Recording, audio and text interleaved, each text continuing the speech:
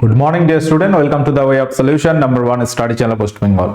তো আমি তোমাদের ডাল্টন স্যার, তোমরা এখন পাচ্ছ জিকে জিএস কিং এই সিরিজের target group and C and D এর জন্য এনভায়রনমেন্ট অ্যাওয়ারনেস থেকে আমরা আজকে এমসিকিউ প্র্যাকটিস করব। এর আগে এনভায়রনমেন্ট থেকে আমি দুটো ক্লাস নিয়েছি, আজকে এনভায়রনমেন্ট থেকে ক্লাস নাম্বার 3 এবং ওভারঅল তোমরা দেখবে যে গ্রুপ সি এবং ডি এর জন্য আমি ক্লাস করাচ্ছি তোমাদের প্র্যাকটিস ক্লাস। তো সেখানে ক্লাস নাম্বার 12 আমাদের যে ডিসেম্বর ক্লাস রুটিন ছিল সকাল 7:30 থেকে আমার ক্লাস তোমরা পাচ্ছ এবং অন্যান্য ক্লাস রুটিন এখানে দেওয়া আছে, দেখে নাও তোমরা।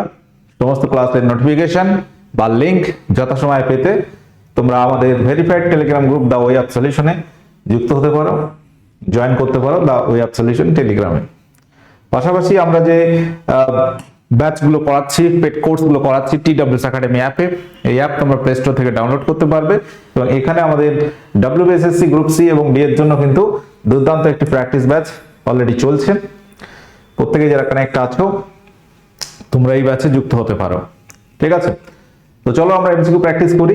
পরিবেশ থেকে ইভিএস রিলেটেড বিভিন্ন বিষয় আমরা আলোচনা করব। কোশ্চেন নাম্বার 1, ভারতে বর্তমানে কয়টি ইউনেস্কো ওয়ার্ল্ড হেরিটেজ সাইট আছে? ভারতে বর্তমানে ইউনেস্কো ওয়ার্ল্ড হেরিটেজ সাইট কটি আছে? আমরা ডিসেম্বর মাসটাকে যদি কাউন্ট করি, ডিসেম্বর 2025, তাহলে উত্তর কি হবে? 106, 18, 45, 44। বর্তমান ভারতে ইউনেস্কো ওয়ার্ল্ড হেরিটেজ সাইট 2025 সালে কিন্তু একটু বেড়েছে এবং টোটাল মিলিয়ে হয়ে যাচ্ছে 44টি ইউনেস্কো ওয়ার্ল্ড হেরিটেজ সাইট আছে। এর মধ্যে আমরা যদি বলি ওয়েস্ট বেঙ্গলে কটি আছে, আমাদের পশ্চিমবঙ্গে কটি ইউনেস্কো ওয়ার্ল্ড হেরিটেজ সাইট আছে বলতে পারবে? পশ্চিমবঙ্গে ইউনেস্কো ওয়ার্ল্ড হেরিটেজ সাইট আছে 3টি। কি কি? 1 নম্বর হচ্ছে সুন্দরবন, সুন্দরবন এটি। 2 নম্বর হচ্ছে Darjeeling Himalayan railway, Darjeeling Himalayan railway, এবং আরেকটি হচ্ছে শান্তিনিকেতন, শান্তিনিকেতন।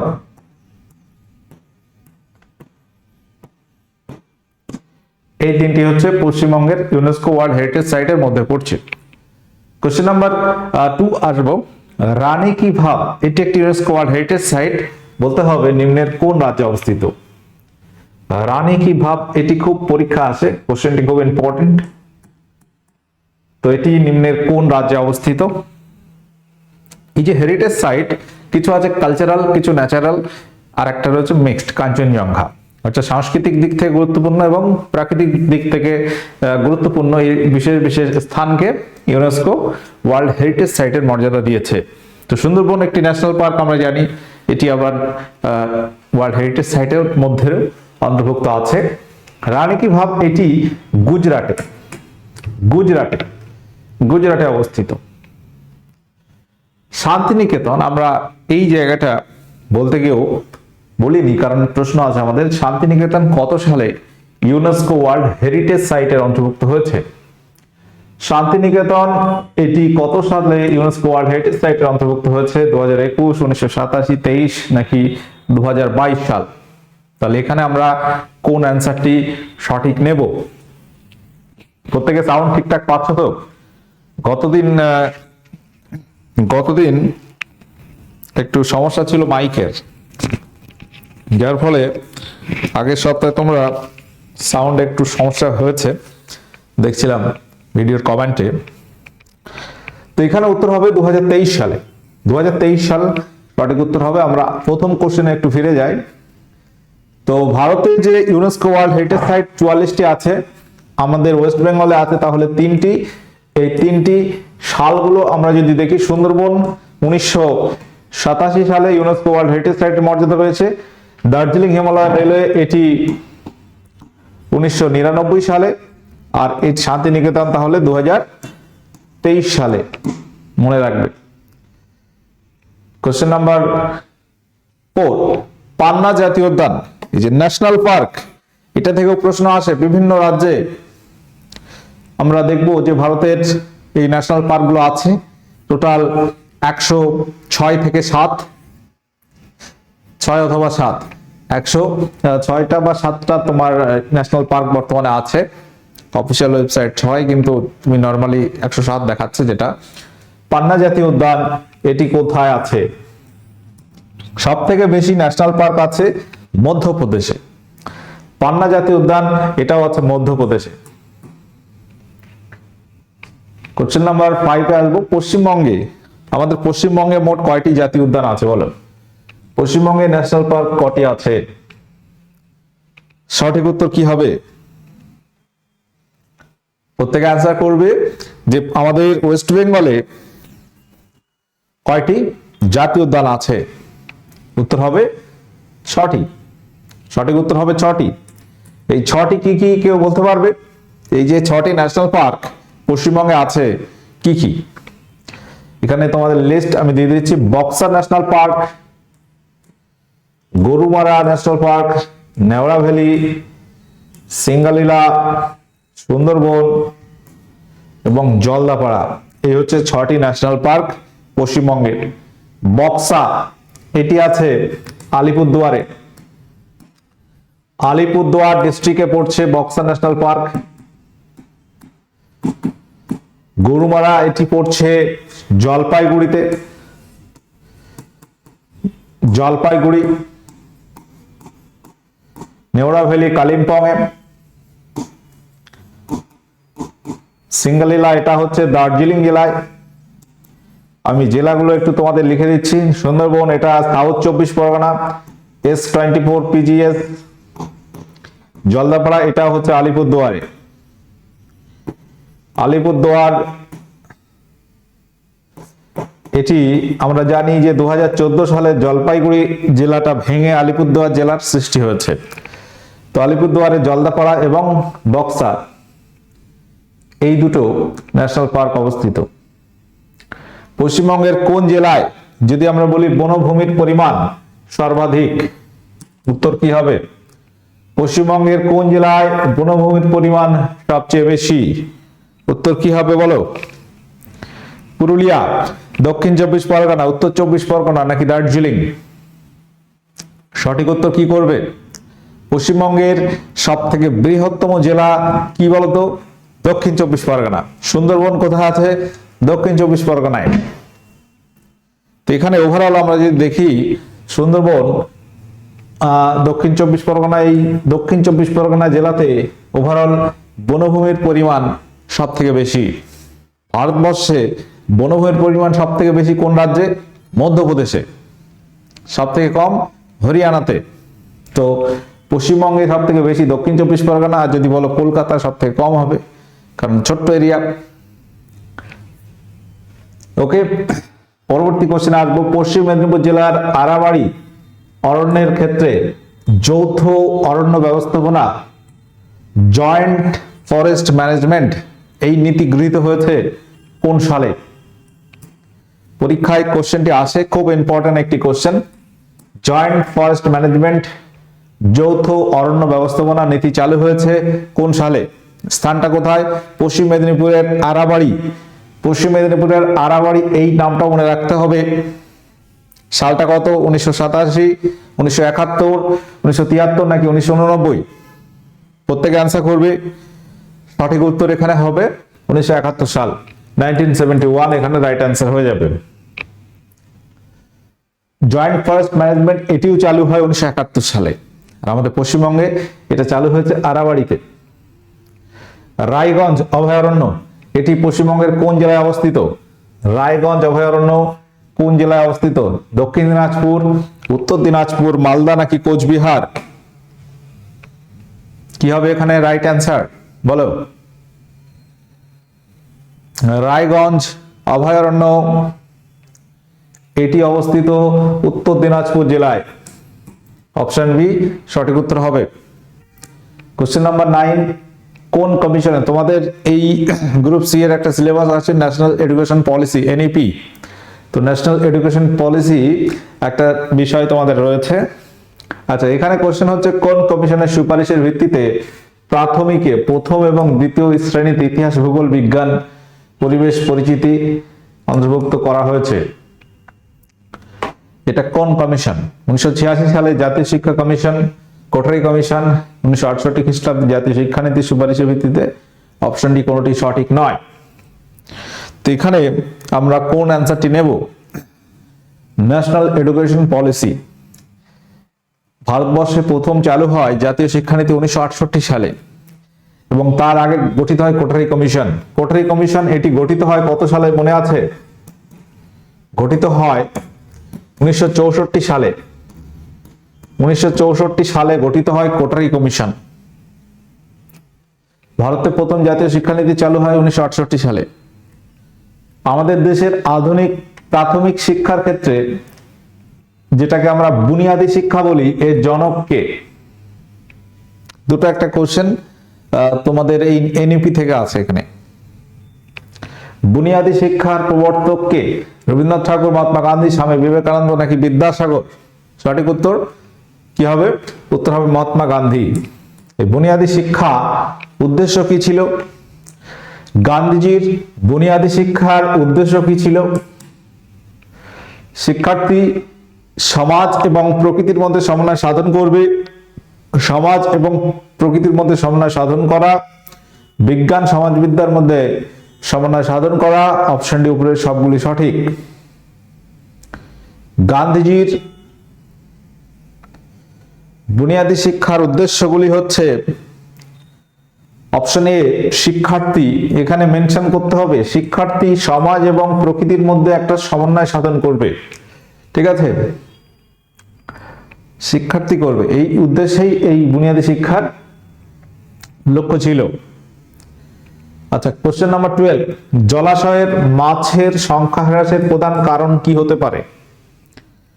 একটি জলাশয়ের মাছের সংখ্যা হ্রাস, অর্থাৎ মাছ যদি মারা যায় তো কি কারণ হতে পারে? জল প্রশম হয়ে যাওয়া, বেশি মাছ ধরে ফেলা, জলের অম্লতা বেড়ে যাওয়া, নাকি মাছের রোগ হওয়া? তাহলে এখানে সঠিক উত্তর কি হবে? দেখো, মাছ চাষ করতে গিয়ে মাছ ছাড়ে, মাছ ধরে, সেটা আলাদা কথা। নর্মালি যেটা আমরা বুঝি, যে কোনো জলাশয়ে যদি মাছ সংখ্যা হ্রাস পায়, মানে বুঝতে হবে জলের গুণমান নষ্ট হয়ে গেছে, জলের কোয়ালিটি নষ্ট হয়েছে, জল দূষিত হয়েছে।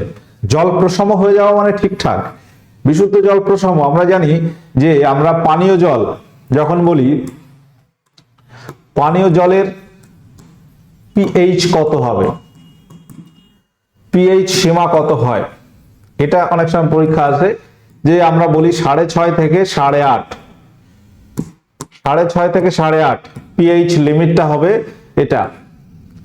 আর যদি বলি বিশুদ্ধ জল, একেবারে বিশুদ্ধ জল, বিশুদ্ধ জলের পিএইচ কত হয় জানো? 7। 7 মানে হচ্ছে প্রশম। প্রশম, প্রশম মানে সেই জলটা বিশুদ্ধ জল, কোনো ক্ষতি হবে না। বেশি মাছ ধরা, এটাও আমরা কারণ হিসেবে এখানে বলতে পারি না। জলের অম্লতা বেড়ে যাওয়া, অ্যাসিডিটি, অ্যাসিডিক যদি হয়ে যায়, পিএইচ লেভেলটা যদি কমে যায়, সেক্ষেত্রে জলটা কি হয়ে যাবে?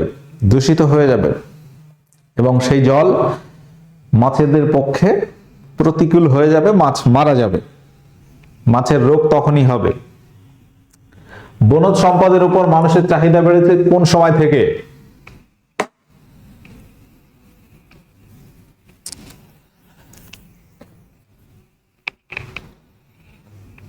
বনজ সম্পদ, এখানে কোশ্চেনটা এরকম যে বনজ সম্পদ, বন থেকে আমরা বিভিন্ন রকমের সম্পদ বলতে, এখানে বন থেকে আমরা মধু আরোহণ থেকে শুরু করে কাঠ, বিভিন্ন রকমের তোমার সম্পদ পাচ্ছি, এবং সেই জায়গা থেকে মানুষের চাহিদা বেড়েছে সিপাহী বিদ্রোহের পর, বিগত 40 বছরের দ্বিতীয় মহাযুদ্ধ মানে বিশ্বযুদ্ধের পর। অপশন ডি প্রথম বিশ্বযুদ্ধের পর।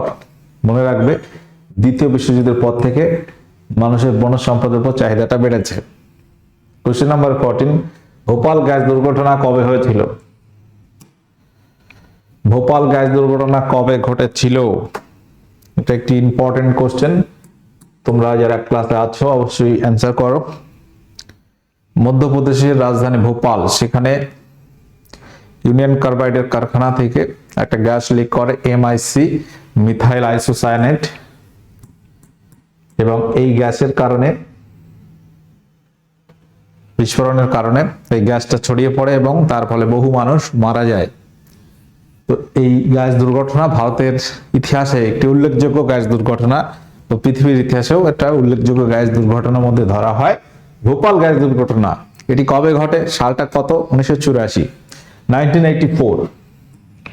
তুমি 86 কেটে দাও, ঠিক আছে, এই সালটা ভুল আছে, 84 ডিসেম্বর, 2-3 ডিসেম্বর, অপশন সি এখানে সঠিক উত্তর হবে।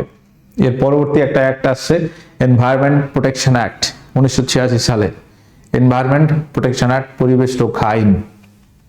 পরবর্তী প্রশ্ন 15 নম্বর, ভারতে কোন সালে জাতীয় বন্যা নিয়ন্ত্রণ কর্মসূচি চালু করা হয়? ভারতে কোন সালে জাতীয় বন্যা নিয়ন্ত্রণ কর্মসূচি চালু করা হয়? দেখো, বর্তমানে মানুষ আমরা বিভিন্ন কাজ করছি, আরো ডেভেলপমেন্ট করতে গিয়ে পরিবেশের উপর অ্যাটাক করে ফেলছি, গাছপালা কাটছি, হ্যাঁ, বিভিন্ন প্রজেক্ট বড় বড় কোম্পানিরা করছে, অরণ্য ধ্বংস করছে, তার রেজাল্ট আমরা হাতে নাতে পাচ্ছি। দিল্লিতে এয়ার পলিউশন নিয়ে সবসময় কথা হচ্ছে, ঠিক আছে, তো সেখানে বড় বড় শহরাঞ্চলে গাছপালা যত কম, দূষণ তত বেশি, ঠিক আছে, মানুষের পক্ষে বসবাসের অযোগ্য হয়ে যাচ্ছে বর্তমানে শহরগুলো, তাই তো? কারণ গাছপালা যত কম হবে দূষণ তত বেশি হবে।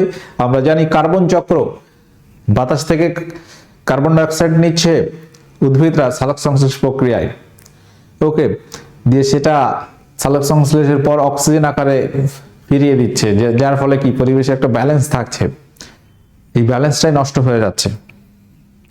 তো জাতীয় বন্যা নিয়ন্ত্রণ কর্মসূচি চালু হয় 1954 সালে। মনে রাখবে, কোশ্চেনটি নোট করে নেবে, যেগুলো অজানা কোশ্চেন থাকবে বা তুমি পারছো না অবশ্যই নোট করবে, যেগুলো ভুল করছো সেগুলো নোট করবে। ডিজাস্টার ম্যানেজমেন্ট অ্যাক্ট চালু হয় কবে? এটা ভারতে ডিজাস্টার ম্যানেজমেন্ট অ্যাক্ট, অর্থাৎ বিপর্যয় মোকাবেলার জন্য আইন, ডিজাস্টার মানে বিপর্যয়, এটি কবে চালু হয়েছে? 2000 সালে, 2003, 2005 নাকি 2010 সালে? Question number 16, disaster management act এটি ভারতে চালু হয়েছে 2005 সালে, অপশন সি এখানে সঠিক উত্তর হয়ে যাবে। পরবর্তী কোশ্চেনে আসবো, নিম্নলিখিত কোন দেশটিতে প্রায়শ দাবানল সৃষ্টি হয়? কোন দেশে ঘন ঘন দাবানল হয়? দাবানল মানে কি? দাবানল মানে বনভূমি অটোমেটিক্যালি আগুন লেগে গেছে, দিয়ে পুড়ে ছারখার হয়ে যাচ্ছে। তো ক্যালিফোর্নিয়াতে আমরা দেখেছি কয়েক বছরের মধ্যে, বিভিন্ন জায়গায়, ইসরায়েলে আছে। তো দাবানল অর্থাৎ পরিবেশ আবহাওয়া পরিবর্তন হচ্ছে, গ্রীষ্মকালে পরে বর্ষাকাল আসার যে গ্যাপটা কিন্তু বাড়ছে, বর্ষা দেরিতে আসছে, গ্রীষ্মকালে কি হচ্ছে, টেম্পারেচার অত্যাধিক হওয়ার কারণে পরিবেশ শুষ্ক হয়ে যাচ্ছে, বনভূমি শুষ্ক হয়ে যাচ্ছে, সেখানে এবার বাতাস হলে কি গাছে গাছে ঘর্ষণ, আগুন ধরে যাচ্ছে, দিয়ে উষ্ণতা তো অনেক হাই, একটু আগুন লেগে গেলেই চারিদিকে আগুন লেগে যাচ্ছে, দিয়ে পুড়ে সব ছাই হয়ে যাচ্ছে। তো এই দাবানল সব থেকে বেশি হয় মনে রাখবো অস্ট্রেলিয়াতে। এই অস্ট্রেলিয়াতে শুষ্ক আবহাওয়া কারণে দাবানল সৃষ্টি হয়। নিম্নলিখিত কোন প্রাকৃতিক দুর্যোগের কারণে মানুষের সব থেকে বেশি ক্ষতি হয়? সব থেকে বেশি ক্ষতি হয় কোন প্রাকৃতিক দুর্যোগের কারণে বলো? ভূমিকম্প, অরণ্য শিখা মানে দাবানল অনেকটাই, আগ্নেয়গিরি অগ্নুৎপাত, খরা এবং বন্যা। তাহলে এই যে দুর্যোগগুলো যে কোনোটাই ক্ষতিকর। যদি আমরা ওভারঅল চিন্তা করি যে এর মধ্যে কোন প্রাকৃতিক দুর্যোগের কারণে সব থেকে বেশি ক্ষতি হয়, তাহলে ক্ষতির লিস্টে কে আগে আছে? দেখো, ভূমিকম্প। ভূমিকম্প হলে ক্ষতি হবে নিশ্চয়ই, তাই তো, এবং সেটা বাড়ি ঘর ধ্বংস হয়ে যাবে, এটা একটা সত্য কথা। অরণ্য শিখা, অরণ্য অঞ্চলে ক্ষতি হবে, সেখানে মানুষের ক্ষতিটা তুলনামূলক এখানে মানে ডিরেক্টলি কম, ইনডাইরেক্টলি অনেক আছে। আগ্নেয়গিরির অগ্নুৎপাত সব জায়গায় হয় না, খুব অল্প জায়গায় সীমাবদ্ধ। খরা এবং বন্যা এটা কিন্তু প্রায়শই হয়। এটার কারণ হচ্ছে এটা প্রায়শই হচ্ছে, খরা এবং বন্যা ভারতের বিভিন্ন দিকে, ভারত বলে না সারা পৃথিবী জুড়ে তুমি যদি দেখো বন্যা প্রায় বছর বছর হচ্ছে। এবং বন্যা হলে কি কৃষিজ সম্পদ সব নষ্ট হয়ে যাচ্ছে, তাই তো। জল সম্পদ, অনেকে মাছ চাষ করেছে, বন্যা হয়ে গেছে, মাছ সব পালিয়েছে। তো ক্ষতিটা বেশি হয় বন্যার কারণে, খরার কারণে কৃষি কাজই হবে না। মানুষ তো চাষ করলে সেটা থেকেই তো কিছু ফসল হলে আমরা খেতে পাবো, তাই না? তো ওভারঅল যদি আমরা চিন্তা করি যে প্রাকৃতিক দুর্যোগটা বেশি হয় তার ফলে ক্ষতিটা বেশি হয়। তো এখানে মানুষের সবথেকে বেশি ক্ষতি হয় যদি বলা হয় এইগুলোর মধ্যে খরা এবং বন্যাতে। নিচের কোনটি প্রাকৃতিক বিপর্যয়? এখানে কোনটি প্রাকৃতিক বিপর্যয়ের মধ্যে পড়ছে? ভোপাল গ্যাস দুর্ঘটনা, চেরনোবিল দুর্ঘটনা, উত্তরাখণ্ড দাবানল, Exxon oil spill. Oil spill মানে তেলের ট্যাঙ্ক, ধরো সমুদ্রে আসছে এক দেশ থেকে আরেক দেশে তেল, কোনো কারণে তেলের ট্যাঙ্ক লিক করলো বা কোনো বিস্ফোরণ হলো, তেলের ট্যাঙ্ক জলে মিশে গেল। অয়েল স্পিল মানে তেলের ছিটা আর কি, তেল ছড়িয়ে পড়ছে। তো সেই দুর্ঘটনা প্রাকৃতিক আমরা বলতে পারি না, কোনো না কোনো সিস্টেমের ফল্টের কারণে এটা হতে পারে। দাবানলটা আমরা বলতে পারি এটা প্রাকৃতিক, এটা মানুষ সৃষ্টি করে না।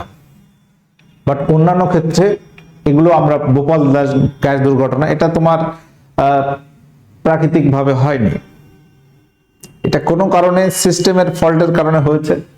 চেরনোবিল, এখানে পারমাণবিক দুর্ঘটনা হচ্ছে, চেরনোবিল ইউক্রেনে পারমাণবিক বিস্ফোরণ হয়েছে, সেখানে পারমাণবিক বিদ্যুৎ তৈরি কারখানায়। তাহলে এগুলো মানুষ সৃষ্ট বা কোনো ব্যবস্থাপনার ত্রুটির জন্য এটা হয়েছে। প্রাকৃতিকভাবে যেটা হতে পারে সেটা খরা হতে পারে, বন্যা হতে পারে, ভূমিকম্প হতে পারে, দাবানল হতে পারে। এইগুলো হচ্ছে আগ্নেয়গিরি অগ্নুৎপাত, তার ফলে যে বিপর্যয়টা হচ্ছে সেগুলো প্রাকৃতিক। যদি কোশ্চেন নাম্বার 20 বলছে নদীতে তেলের স্তর মিশে গেলে মাছের মৃত্যু ঘটে, কারণ কি? তেল যদি পড়ে যায় সেক্ষেত্রে মাছের মৃত্যু হয় কিসের কারণে? খাদ্য অভাব, জলে অক্সিজেনের পরিমাণ হ্রাস পায়, ফুলকা স্তর অবরুদ্ধ হয়, খাদ্য শৃঙ্খল নষ্ট হয়। তো নদীতে তেলের স্তর মিশে গেলে ওই তেলের স্তর ওই জলের দ্বারা তাদের শরীরে যখন প্রবেশ করছে, তেল মিশ্রিত জল, তাদের ফুলকা স্তরটা অবরুদ্ধ হয়ে যায়, ফলে মারা যায়। তেলের সঙ্গে জল তো এমনি মেশে না, তো এটা তেলের জল যখন মিশ্র, মানে তেল এবং জল, তেল যদি পড়ছে সেই তেল মিশ্রিত জল, ঠিক আছে, সেটা মিশে যাচ্ছে না, যদিও খেয়ে ফেলছে, সেক্ষেত্রে ফুলকা স্তরটা আটকে যাচ্ছে ওই তেলের কারণে। তেজপুর শহর কোন নদীর তীরে অবস্থিত? তেজপুর শহর এটা নদী তীরবর্তী শহরের একটা প্রশ্ন। কোন নদীর তীরে অবস্থিত? তেজপুর শহরটা কোন রাজ্যে আগে বলো, তাহলে তুমি অ্যান্সার খুঁজে পাবে। তেজপুর শহর হচ্ছে আসামে। আসামে যদি বলো তাহলে এখানে ব্রহ্মপুত্র ছাড়া আর কোনো অপশন নেই। যানবাহনের ব্যাটারি থেকে যে বিষাক্ত দূষক ধাতুটি নির্গত হয় সেটি হলো কি? ব্যাটারি থেকে পারদ, লেড অর্থাৎ সীসা, কপার অর্থাৎ তামা, নাকি ক্যাডমিয়াম?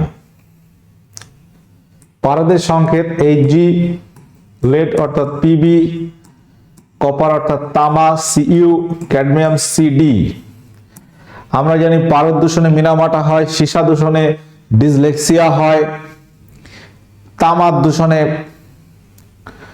আমরা বলি না, ক্যাডমিয়াম দূষণে এটাই হয়। তো এখানে উত্তর হবে ব্যাটারি থেকে সীসা দূষণ হয়। ব্যাটারি থেকে যে বিষাক্ত দূষক ধাতুটি নির্গত হয় সেটা সীসা। সীসা মানে হচ্ছে লেড বা পিবি। ওকে, পরবর্তী কোশ্চেন আসবো, কোশ্চেন নাম্বার 23 বলছে লাইকেন কি প্রকার দূষণ নির্দেশ করে? লাইকেন একটি মিথজীবী উদ্ভিদ। মিথজীবী, লাইকেন হচ্ছে মিথজীবী একটি উদ্ভিদ।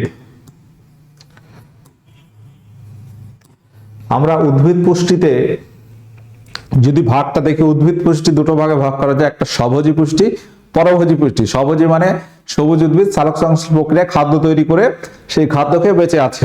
আর পরভোজী পুষ্টি মানে কি, পরের উপর ডিপেন্ডেবল। এই পরভোজী পুষ্টি আবার চার ভাগে ভাগ করা যায়। একটা হচ্ছে পরজীবী, পরভোজী পুষ্টি চারটি ভাগ, পরজীবী প্যারাসাইট।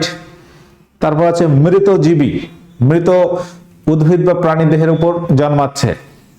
3 নম্বর হচ্ছে মিথজীবী, একে অপরের সাহায্যে বেঁচে থাকে, লাইকেন, এটি একটি। আর একটা হচ্ছে পতঙ্গভোগ উদ্ভিদ, যেগুলো পতঙ্গ খাচ্ছে। তো লাইকেন হচ্ছে মিথজীবী উদ্ভিদ। এই লাইকেন কোন দূষণটাকে নির্দেশ করে? Ozone, carbon monoxide, sulphur dioxide, nitrogen dioxide. মনে রাখবে সালফার ডাইঅক্সাইড দূষণ নির্দেশ করে। অর্থাৎ সালফার ডাইঅক্সাইড যেটা বাতাসে যদি থাকে, এই লাইকেন উদ্ভিদের ক্ষতি হবে সাধারণত, সেটা দেখেই বোঝা যাবে যে সালফার ডাইঅক্সাইড বাতাসে আছে। মেকির উপজাতি, মেকির উপজাতি বলতে হবে নিম্নের কোন রাজ্যে দেখা যায়? মেকির উপজাতি কোন রাজ্যে দেখা যায়? Question number 24। উত্তর কি করবে? উড়িষ্যা, ত্রিপুরা, আসাম, সিকিম। আসামে দেখা যায় মেকির উপজাতি। সোডা জলে কি থাকে? সোডা ওয়াটার, এখানে কি থাকে? Sulphuric acid, nitric acid, carbon dioxide, কোনটি নয়।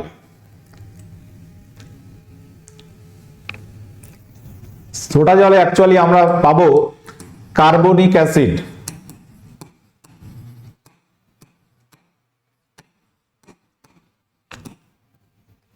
এটি তৈরি হয় কার্বন ডাইঅক্সাইডের সঙ্গে জলের মিশ্রণে,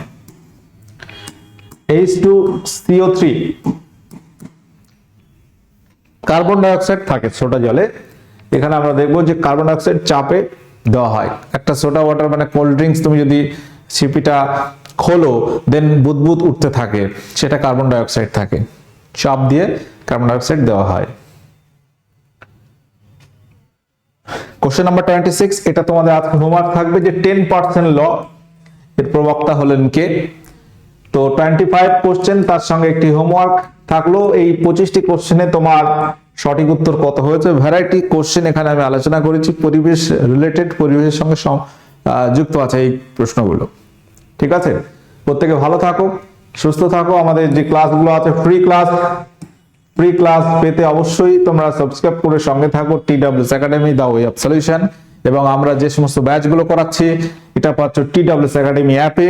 এই অ্যাপ তোমরা প্লে স্টোর থেকে ডাউনলোড করতে পারছো। তো প্রত্যেকে যারা ক্লাসে ছিলে, যে কোশ্চেনগুলো তোমার হয়নি, ভুল করেছো বা অজানা, সেগুলো অবশ্যই নোট করে নেবে এবং ক্লাসগুলো করতে থাকো। তো আজকের সেশন এখানে এন্ড হচ্ছে। সকলে সেশনটি লাইক করে দিও, শেয়ার করে দিও। ওকে, টাটা, বাই।